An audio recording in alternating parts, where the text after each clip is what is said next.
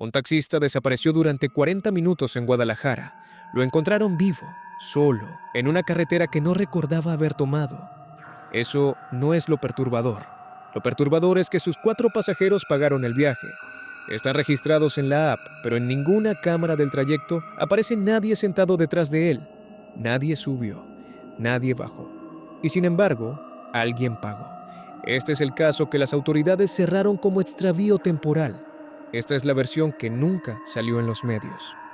Para entender lo que pasó esa noche, necesitas conocer a Roberto Cárdenas, 44 años, taxista de aplicación con 6 años trabajando las mismas calles de Zapopan, sin accidentes, sin quejas, sin historial de nada.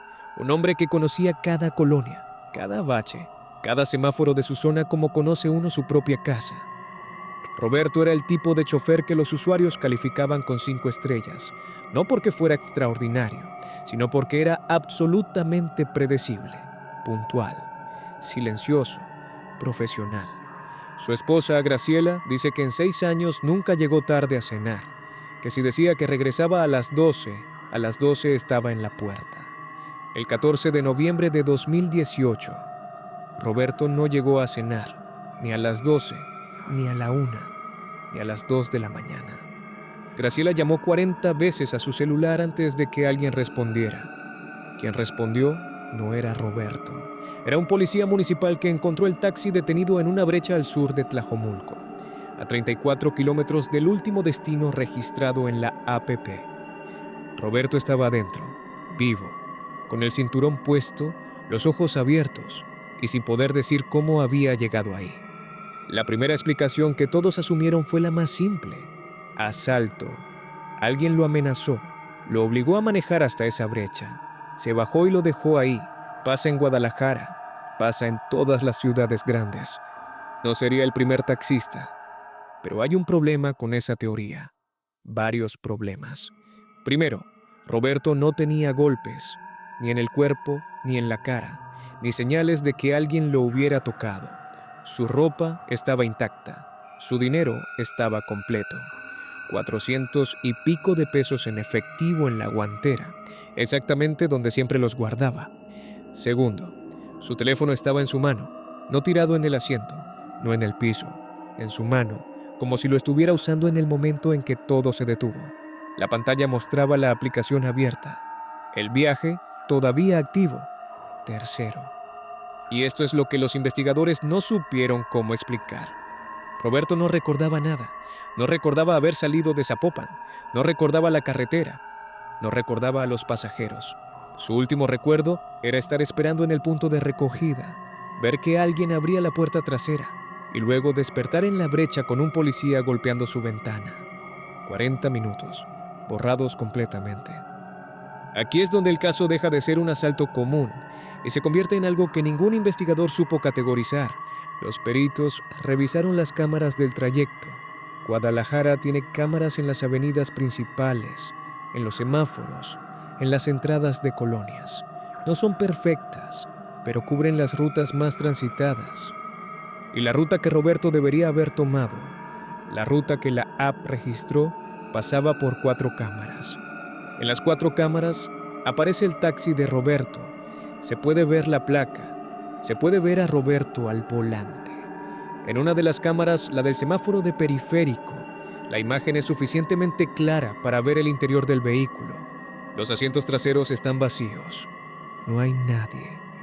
Y sin embargo, en ese mismo momento, la aplicación registraba 4 usuarios activos en el viaje. 4 perfiles, 4 nombres, 4 métodos de pago distintos, 2 tarjetas de débito, una de crédito, una cuenta de dinero digital. Los 4 habían calificado el viaje con anticipación, algo que la app permite hacer antes de que el trayecto termine. Los investigadores rastrearon las cuentas. Las 4 habían sido creadas esa misma noche, entre las 11:30 y las 11:45 de la noche, 17 minutos antes de que Roberto aceptara el viaje. Y las 4 fueron eliminadas a las 12:25 de la mañana, 2 minutos después de que el policía encontró el taxi en la brecha. Alguien creó 4 cuentas falsas, coordinó un viaje y las borró en el momento exacto en que Roberto fue encontrado. Eso no es un asalto. Eso es una operación. Roberto fue llevado al hospital esa noche. Los médicos encontraron algo que el reporte oficial menciona en una sola línea, sin profundizar: niveles elevados de una sustancia en sangre que los toxicólogos clasificaron como consistente con exposición a un agente disociativo no identificado. En términos simples, había algo en su sistema que podía explicar la pérdida de memoria, algo que no era alcohol, no era ninguna droga común, y que los laboratorios del IMSS no pudieron identificar con precisión, porque la muestra fue tomada casi 3 horas después del incidente y la concentración ya era demasiado baja. Existe una clase de sustancias usadas en contextos que van desde la anestesia quirúrgica hasta y esto no lo dice el reporte oficial, sino investigadores independientes que revisaron el caso. Ciertos protocolos de interrogación que producen exactamente lo que Roberto experimentó: disociación temporal, amnesia de corto plazo. El sujeto está despierto, puede manejar, puede funcionar de manera básica, pero no forma memorias, no registra nada. Es como operar en modo automático sin que nadie esté adentro. Lo que eso significa, si es correcto, es que alguien drogó a Roberto de una manera suficientemente sofisticada para que pudiera manejar 34 kilómetros sin causar un accidente, pero sin recordar nada de lo que vio, escuchó o a quién llevó esa noche. ¿Por qué? ¿Qué había en ese taxi que necesitaba moverse sin dejar testigos conscientes? El reporte oficial no hace esa pregunta. El caso fue cerrado 6 semanas después. Extravío temporal con posible episodio disociativo, sin detenidos, sin investigación adicional, sin explicación para las cuentas falsas, para las cámaras vacías, para la sustancia en sangre. Roberto dejó de trabajar como taxista ese mismo mes. Su esposa Graciela dice que desde esa noche no duerme completo, que a veces se despierta en la madrugada sentado en la orilla de la cama, mirando la pared, sin recordar haberse levantado, como si algo en él todavía estuviera manejando hacia algún lugar que no conoce. Hay 3 versiones de lo que pudo haber pasado esa noche en Guadalajara. La primera fue un crimen organizado usando a Roberto como transporte involuntario para mover algo o a alguien que no podía moverse de otra manera. Las cuentas falsas, la sustancia, la brecha desierta, todo encaja con esa teoría. La segunda fue un experimento. Hay registros, no en México, sino en otros países, de pruebas no autorizadas de sustancias disociativas en sujetos sin consentimiento. Suena extremo, pero el perfil de Roberto, hombre solo, ruta predecible, horario fijo, lo hace un sujeto ideal para alguien que necesitara probar algo sin dejar rastro. La tercera versión es la que ningún investigador escribe en un reporte, pero que todos los que conocen el caso han pensado al menos una vez: que Roberto sí recuerda algo, que no es que no pueda recordar, es que aprendió en algún momento de esos 40 minutos que es mejor no hacerlo.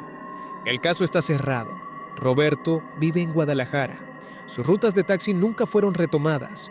Y hay 4 cuentas que existieron durante 55 minutos en 2018. Pagaron un viaje y desaparecieron como si nunca hubieran estado. Nunca debí enterarme de esto. Y ahora tú tampoco puedes saberlo. ¿Cuál de las 3 versiones crees que es la real?